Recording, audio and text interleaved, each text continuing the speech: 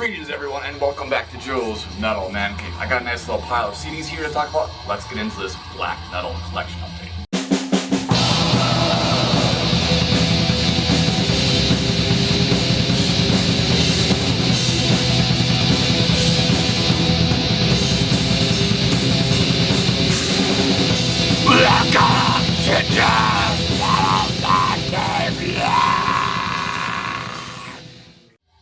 We're going to kick this black metal collection update off by talking about a black metal band from the United States. And I know, black metal from the United States doesn't exactly have a good history. There's a handful or less of good black metal bands from the United States from the 90s, and really in the past 22 years, there hasn't been much. I mean, in the recent years, there seems to have been sort of a lot of raw black metal bands, and we got that whole, I don't know, Native American black metal thing going here in the United States now, which we'll see that they're pretty cool. But an often overlooked, I'll say an often overlooked classic of the US BM scene is Fog, and their one and only album, Through the Eyes of Night, Winged They Come, released back in 2001 on Dark Horizon Records. Fog, throughout their short history, released 3 releases, 2 7-inch split records, and this album. Probably the best way to describe Fog is that they were the United States version of Sacramentum or Dissection. It's melodic black metal, fast and mid-paced stuff, acoustic guitars. It's all there. Lots of melodies, just great riffs, great energy, and I don't see really anyone talk about this album.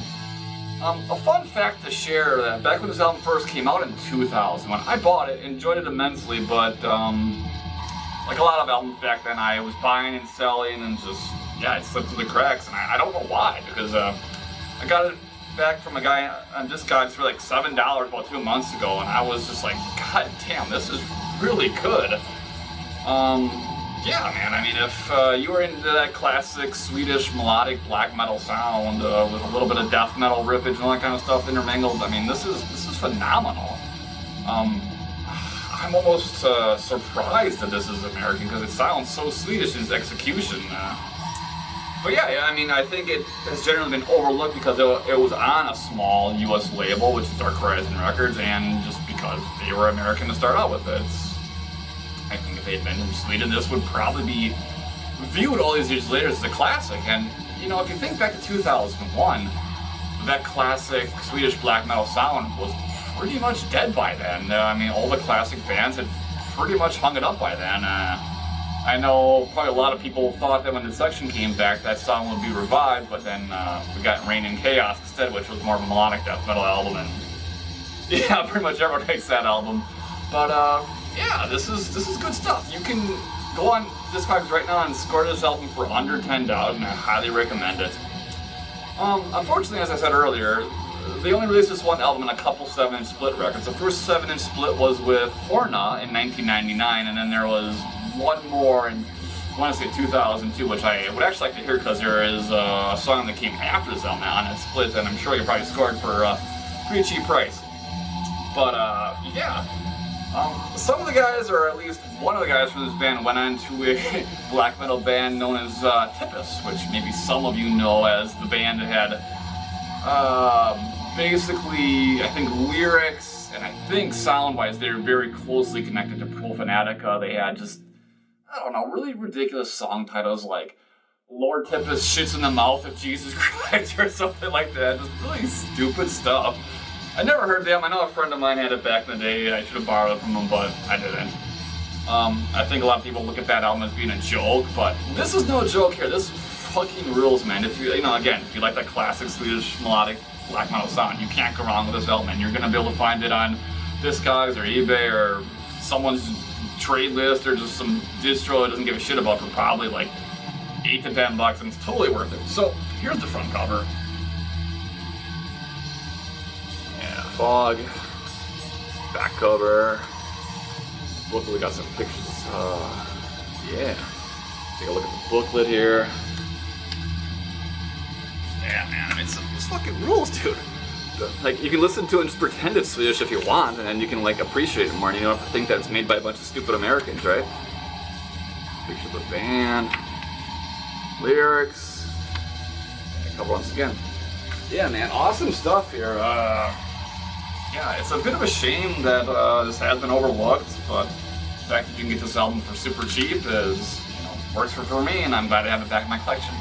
There's Fog and Through the Eyes of Night, Winged They Come. Alright, we're moving on with another album that's probably been forgotten in time. This time we're moving to Finland and the band Autumn Versus and their one and only album, Tales of Disconsolation.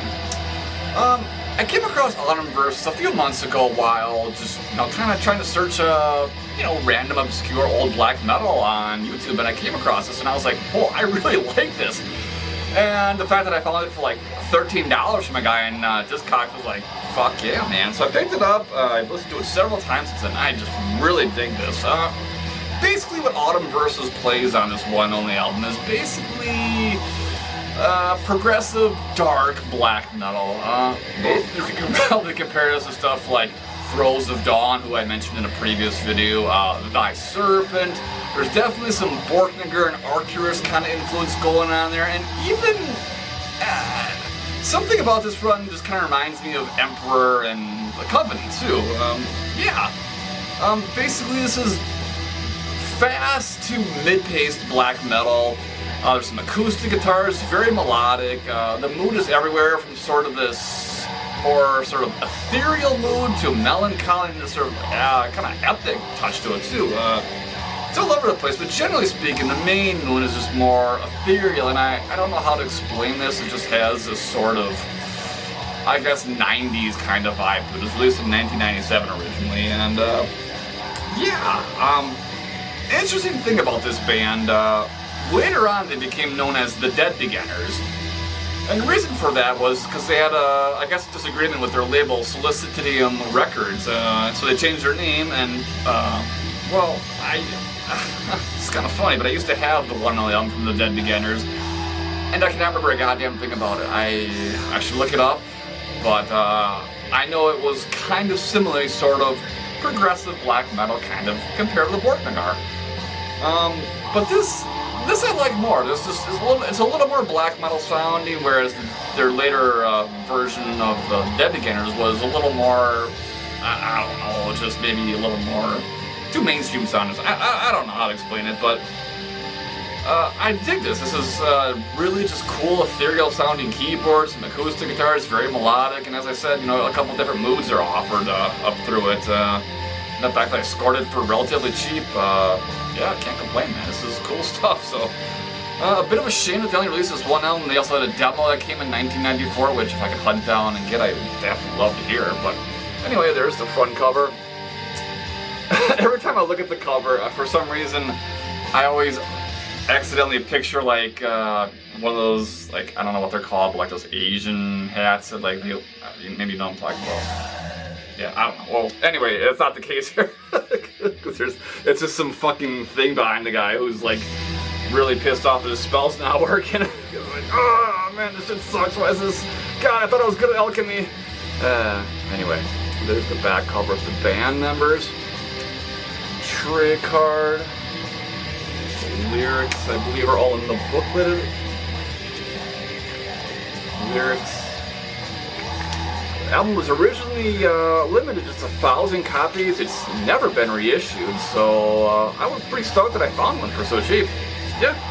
Anyway, that's Autumn Versus. Again, if you're into something more progressive and melodic and with a couple different moods on offer here, this is worth looking up. So, Autumn Versus, Tales of Disconsolation. Alright, moving on, and more Finnish black metal. I know, what a surprise, right? So, this is the second album from And Oceans, their album The Symmetry of I and the Circle of O. So as I mentioned in, I think, my very first collection update on this channel, I had recently, back then, reacquired the Dynamic Gallery of Thoughts in my collection, although I had original pressing back in the day. I had, I think, every intention of buying this album back in the day. I just either was unavailable, it was out of print, or I don't know. But I really wanted to hear it back then, but just recently, in the past year or so, 2021, Season has reissued both of the first two And Oceans albums, and I'm pretty stoked about that because, quite honestly, both of their first albums are underrated symphonic black metal gems. Musically, And Oceans is...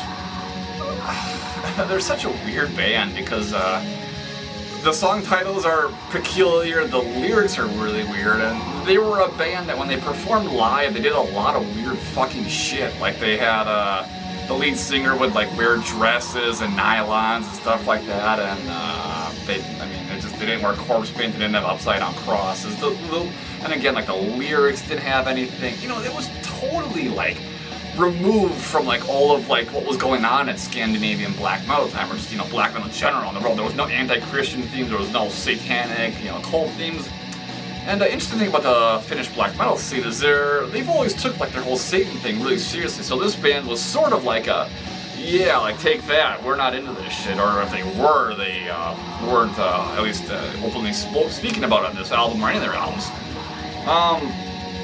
Yeah, man, what I really dig about this album is just really great synth work on this album, super cool riffs, and really catchy stuff. Again, the vocals are kind of delivered in a sort of typical raspy vocal. There's a lot of weirder parts too, where there's just like these weird laughs and just like, I don't know, man, it's peculiar. There's some weird electronics here and there in this album too, which sort of foreshadowed the future of this band, because after this album they'd go down a more electronic industrial path, and oh man, I recently checked it out, and don't just stick to the first two And Oceans albums. Although they had reformed last year and they made a new album, which is again in the classic style, although it only has like a few of the original members, so yeah. Anyway, And Ocean is definitely worth checking out if you want something a little more bizarre and you don't want the satanic lyrics. So here's the album front cover, and you know, of course, right away here something a bit peculiar and strange for a black metal cover. There's the back cover. I should also mention that there's sort of a what they call it, psychodrum mix of one of the songs, The Black Vagabond and The Swan of Two Heads. And like, normally I think remixes and all those that kind of shit's fucking stupid, but the remix here actually really works because they're just such a bizarre band doing like, taking the song you're hearing right now and just turning it into this whole other weird shit. Like, it actually works. So it's a cool little extra song they have tacked on there. So as I had mentioned in my other review, they had some kind of weird band photos. Like, that's different. As you can see, I brought the jewel case like as soon as I bought it. Get this book out here. I can show you even more weird photos of these guys. So, front cover once again. There's Gaunt, as he called himself. Neptune. Old Erickson here, of course. There's Grief. I think he was a keyboard player.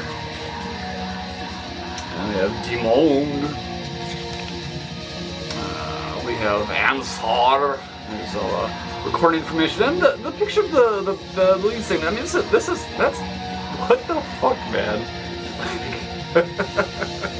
So weird. I mean, when you stop and think, this came out in the late 90s, like, there weren't a lot of bands that were, like, brave enough to, like, step out of that typical black metal format and just be weird, but these guys are one of those bands, and I give them props for that, even though, as I've gotten older, I've really, truly appreciated true black metal, and to a lesser extent, you know, the more elitist stuff, but, nevertheless, yeah, it's still, you know, it's different, it's cool, I really dig it. I mean, if you dig 90s symphonic black metal, hell, you can't go wrong with this album. Symmetry of Eye and The Circle of O by And Oceans. Alright, the last two albums I'm going to talk about in this collection update are bootlegs, and normally I don't support bootlegs, but when something is out of print and stupid expensive on eBay or Discogs, well, you gotta do what you gotta do. So, the bootleg label in question here is known as Negs Productions, no, I didn't say that correctly. But anyway, this bootleg or label, if you even want to call that, has a pretty interesting history. So, back in 1992, after Varg Vikernes realized that he didn't want to work with Euronymous and Death Like Silence Productions, he started his own label, which he called Productions, which is what this bootleg label is. Later on, that label became known as Simulfane Productions, and obviously, or I think, the rest, or most of the rest of the 90s Pervertum discography was released on that label. Sometime shortly after there, Ronald Wolf Mobius from the band Absurd, he took on the label and had a few releases.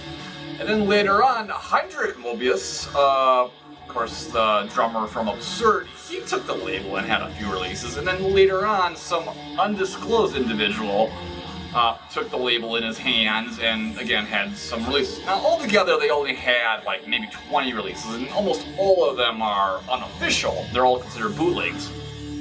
But in this case it works to my advantage because these albums I'm about to show were just ridiculously expensive on Discogs, like $40, $50, and just no fucking way, man. I can't do it. Like, it would have to be the most awesomest album ever, and I was buying this shit blindly.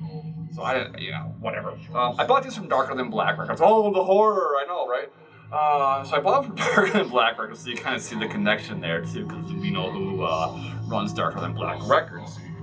My interest in hearing these two records is basically because some of the first black metal I ever got into was Summoning and Abigor from Austria.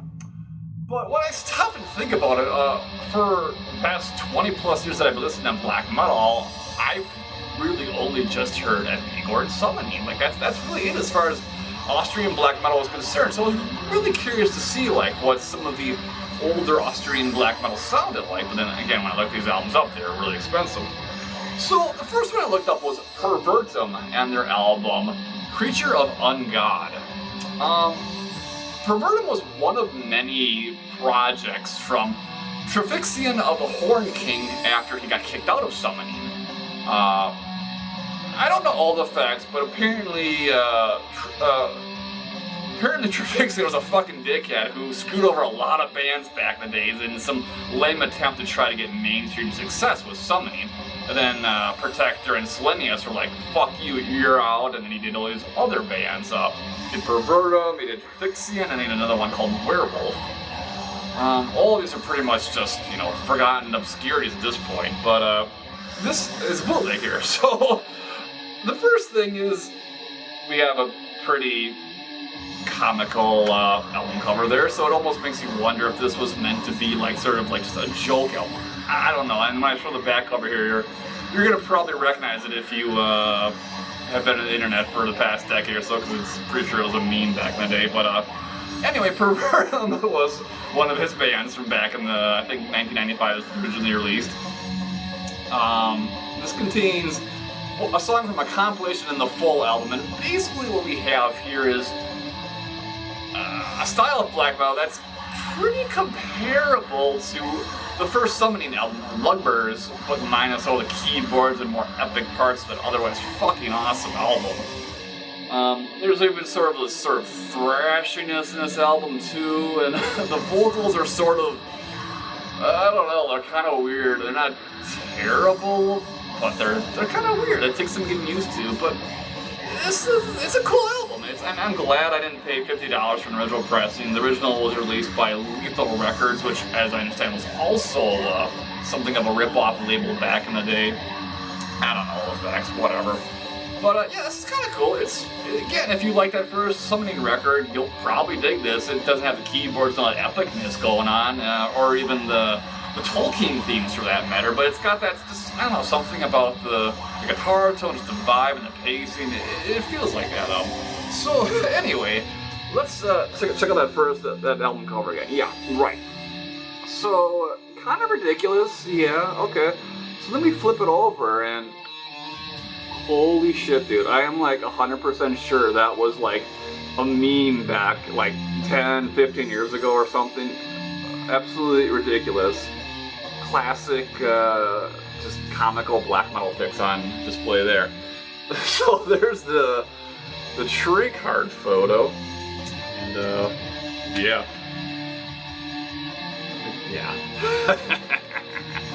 There's the picture of the band. What does it say there? Creature of Ungod. Yeah. So pretty simple booklet there. Again, not bad, but certainly not great either. It kind of proves out without question that Bigor and Summoning were the true highlights of the Austrian black metal scene, even though I think this band was at some point part of the Austrian black metal syndicate, as they called it back then, but yeah. Decent, not great, but whatever. I paid like €9 for this, so big fucking deal. Whatever. Anyway, that's Pervertum, Creature of Ungod. Alright, one more for this collection update, and another old band from Trifixion of the Horn King. This is his last known involvement in the black metal scene. This is his project known as Trifixion. The First and Last Commandment. Again, another bootleg from that Productions bootleg label. Again, another Austrian band here, and oh man, what a fucking shit show this album is. Again, we kind of get a style that's kind of comparable to Summoning's Lugbirds album, and once again, it kind of makes you wonder, like, was this like his attempt at trying to get back at Summoning for getting booted from the band, or what? I don't know. But, I don't know how you can hear the music in the background, but the vocals on this album are absolutely ridiculous. It is some sort of raspy black metal vocals that are run through some sort of bizarre filter, and I don't know, but it sounds just ridiculous. It's almost like this was his final, like, fuck you all, I don't give a shit about this stupid crap anymore, and I'm just moving on to something else. And he did move on to something. He eventually started then an electronic project called the Vienna Subs or some bullshit like that.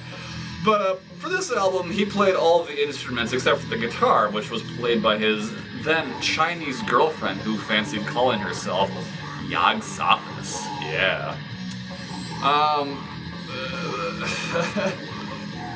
The music, it wouldn't be bad, but the vocals are just absolutely ridiculous and over the top, and again, I just feel like they were meant to be stupid and meant to just ridicule black metal or something. I don't know.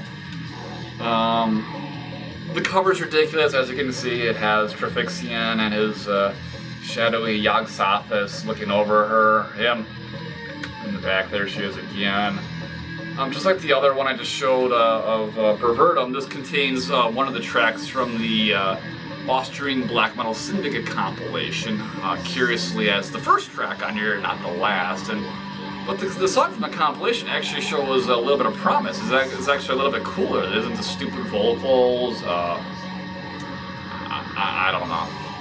But again, I just bought these. You know, I got them for like €9 each. So. I was curious, and my curiosities have been quenched. I realized that the early Austrian black metal scene, all you need to listen to is a Bigor and Summoning, and that's fucking it. This shit's not very good. So, yeah, there's the tray card photo. Take a look at the booklet here. Again, just kinda goofy. The picture close-up of Trifixion with album credits, and then a skull of I don't know, bird or some bullshit. I don't know, fucking whatever. Yeah, I mean,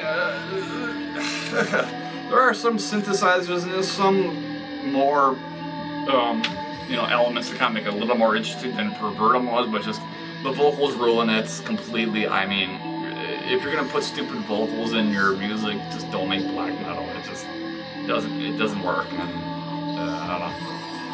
There's just not really any special atmosphere about this. I mean, there's some cool riffs here and there. I mean, it's got a good energetic mood, but it's gonna be a fucking cold day in hell before I play this again. I gotta tell you that much. And I played it way too much since I bought it a few months ago. So anyway, that's Trifixion and the First and Last Commandment bootleg release on Productions. Whatever.